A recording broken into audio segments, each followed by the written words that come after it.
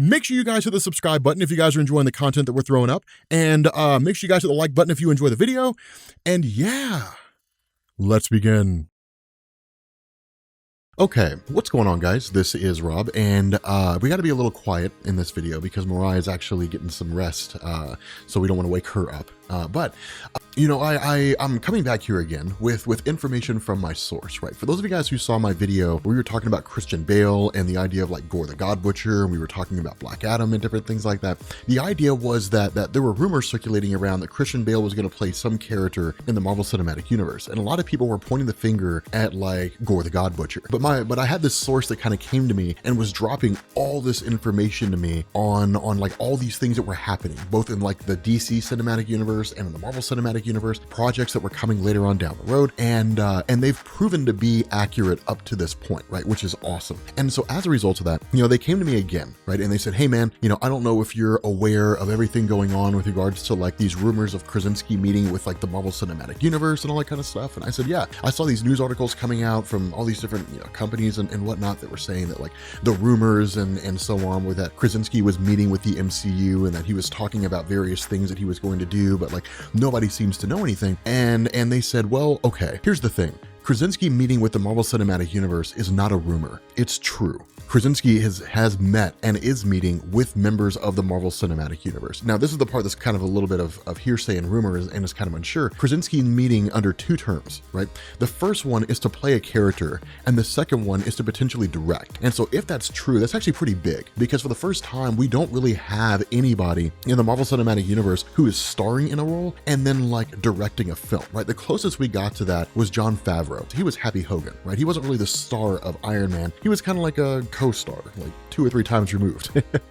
Honestly, I think he was more of a co-star than Gwyneth Paltrow's character was. They were kind of even, but Robert Downey Jr. was the star of the Iron Man movies, right? You know, Jon Favreau is an incredible actor. He's an amazing director, and the guy seems like he's really, really cool, right? The guy seems like he's awesome to hang out with. I would love to get a beer with Jon Favreau and just like talk about random stuff. It doesn't even have to be about like Marvel movies, just like random things. And it seems like it would be an absolute blast. But nonetheless, this would be pretty big and it would be pretty huge. But in terms of the role that he's supposed to be playing, the rumors beyond this are that like Krasinski's meeting to play Reed Richards in the Fantastic Four. And honestly, myself and a lot of other people have been saying this needs to be a thing and have been saying this for a long, long time, right? Like for a while. And I know there are a lot of people out there who disagree. There are a lot of people out there who say that's not really the case. And even then the question kind of comes into play. How do you get Krasinski and how do you get Reed into the Marvel Cinematic Universe in the first place? And we'll talk about that here in a minute. But, you know, the question is, you know, can he actually play the character? And to the detractors out there, to the people who don't really believe that he can, bear with me for a second, because I think I can convince you that he can, right? And I think we've had this discussion before, but I don't mind retreading water because it's a cool topic to talk about. With Krasinski, if we were talking about him like immediately after The Office, I would say you're right. I would say you're 100% right that Krasinski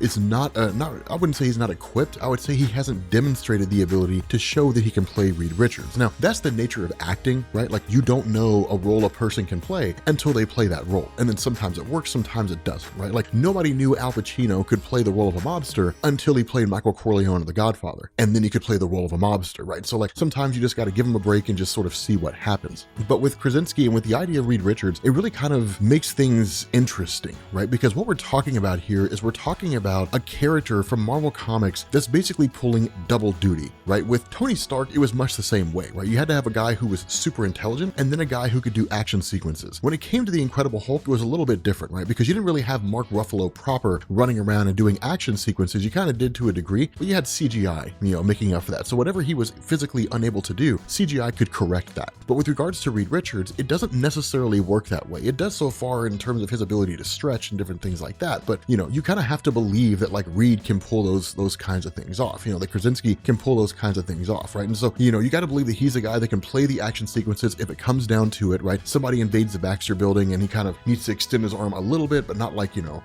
50 feet away from him or something along those lines. But you guys understand what I'm saying, right? So the long and short of this is that if we were talking about Krasinski immediately after The Office, you'd hear no argument from me there. I wouldn't be as far as to say he couldn't do it, but I'd go as far as to say he hasn't demonstrated that he could. And then after that, we got like 13 Hours, we got A Quiet Place, and we got Jack Ryan. Specifically, the last movie in the last series are what demonstrated his ability to play Reed Richards. With A Quiet Place, this was a movie where Krasinski talked twice, right? That was it. There were only 2 instances where he spoke. The first instance is when he was under the waterfall with his son, and the second instance is when he screamed at the end of the movie. And that was it, right? Aside from that, he had to communicate over the course of a 2-hour-long film. He had to communicate what he was feeling, what he was thinking, how scared he was, how excited he was, how nervous he was, how concerned he was. He had to convey all these emotions and all these feelings through body language. And he had to do it in such a way to where it resonated with us as the viewer. And he and Emily Blunt did it like that. It was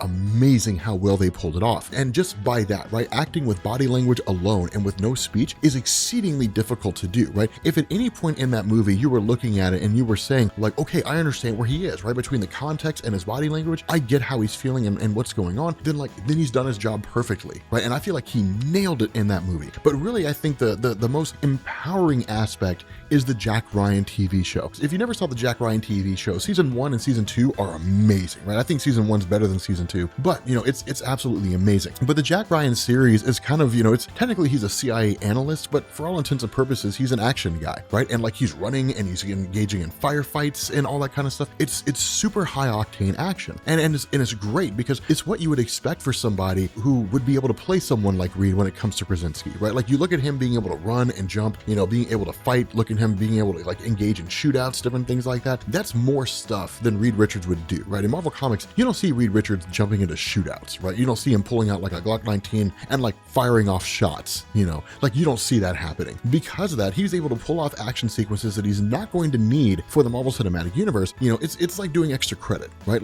He's more than capable of being able to pull off the role of Reed. In terms of being smart, being able to play the smart guy, that's not hard to do, right? All you have to do is just say things that sound smart, and then you look like the smart guy, right? I mean, that's what Robert Downey Jr. did. Robert Downey Jr. is by no means an unintelligent man, but there's nobody in the world that's like a Tony Stark-esque character, right? Where they're developing technology that advanced, like in Marvel Comics, Tony Stark built a Dyson sphere around the sun, right? To literally channel the power of the sun, which is something that you could expect to see Tony Stark do in the Marvel Cinematic Universe because of that level of intelligence and the almost infinite resources that he has. But you're not going to see that play out. I mean, nobody in the world could do that. Nobody in the world could build a Dyson sphere around the sun, right? Nobody in the world is building Iron Man tech. That just doesn't exist, right? There's nobody out there with the resources, even if they had the intelligence to do it. And so Robert Downey Jr. being able to play someone that's significantly more intelligent than seemingly the rest of the world, then it stands to reason Krasinski can do the same thing, right? Because at the end of the day, the depiction of a super intelligent individual just comes down to screenwriting, right? So long as the screenplay is written the way it's supposed to be, Krasinski will look like a genius, right? So it's important to kind of keep that in mind. But overall, he would nail this role. Now, the big question is if they do that, right? If they decide to bring Krasinski in and hopefully Emily Blunt to play Susan Storm, because they're married, so why not play a married couple in the movies? Then at that point, what does it come down to, right? How do you bring them in to the MCU? Initially, in previous videos, one of the things that I mentioned is, well, you still have the ships of Thanos and all those things on Earth. Why not just use that? But I went back and I was watching Avengers Endgame,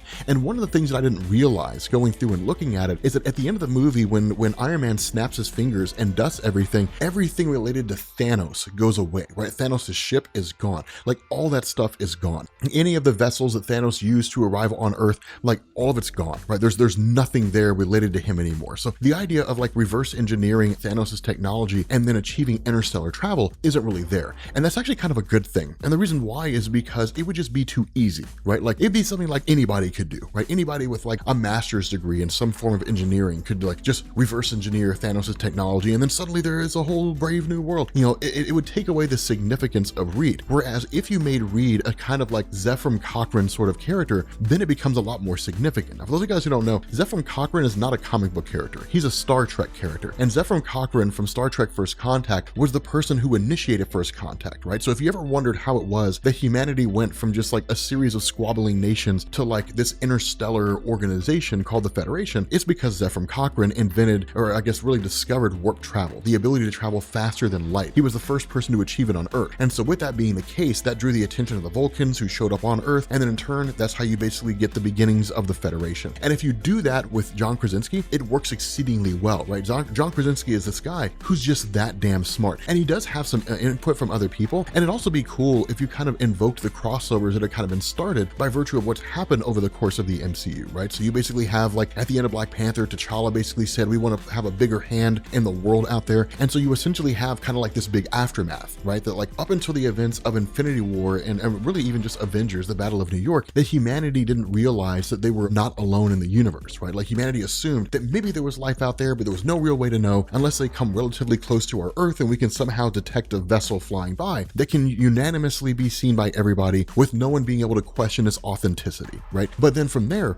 you go into the events of New York, right? The invasion of New York and Avengers, and then it's holy crap, there's life out there. And then humanity's kind of like, okay, it's time to fast track this stuff and figure out what we can do, you know, in terms of being prepared for it. Then Infinity War and Avengers Endgame happens. And it's like the worst case scenario. The humanity was caught with its pants down. It was woefully unprepared for this invasion force, you know, really Thanos and his minions and whatnot, and certainly could withstand the power of the Infinity Gauntlet. So half the life in the universe and on Earth gets destroyed over the course of, you know, at the end of Infinity War, and then like Thanos and his guys pop up on Earth at the end of Avengers Endgame, and then like things kind of unfold from there. But literally humanity's kind of like, okay, they hit the panic button and it's like, it's time to figure out like how to get past this. And so I wouldn't say that you would see something like a one nation world, you know, like you have with the Federation in Star Trek. But what I would say is like T'Challa and company coming out of Wakanda and saying, here you go, humanity, here's our technology. If you abuse it, we'll just shut it all down so you can't use it anymore, right? So like, you know, like maybe they'll hand it over to Sword, because that'd be a really cool way to bring things in, right? Like in the aftermath of Avengers and Avengers Infinity War and Avengers Endgame, that basically humanity creates the Sentient World Observation and Response Department, which is essentially the equivalent to SHIELD, except it monitors space. Now in the MCU, they'll probably call it the Alpha Flight Program. That's what they call it in Marvel Comics. But basically, you would just have this situation where it's like, okay, like we have an organization whose sole purpose is to monitor space. That's it. And like explore space. And so they basically end up bringing Reed in because he's super smart. Reed says you got to bring in Susan because she's my wife. Susan says you got to bring in Ben Grimm because, you know, he's our best friend. And you got to bring in my brother because, you know, he's my brother. You know, I can't leave him behind. But by whatever manner and whatever means, you end up getting Reed, Susan, Ben, and Johnny. And so the result of that is using both, you know, technology developed by Reed Richards combined with existing technology linked to Reed from like Black Panther, they in turn find a way to go into space. And that could kind of form a camaraderie between the two, right? Because in Marvel Comics, Reed and Black Panther are exceedingly good friends. You know, Black Panther in the Marvel Cinematic Universe doesn't seem to be as smart as his comic book version. That role seems to be assigned to Shuri, because in Marvel Comics, as intelligent as Shuri is, Black Panther's just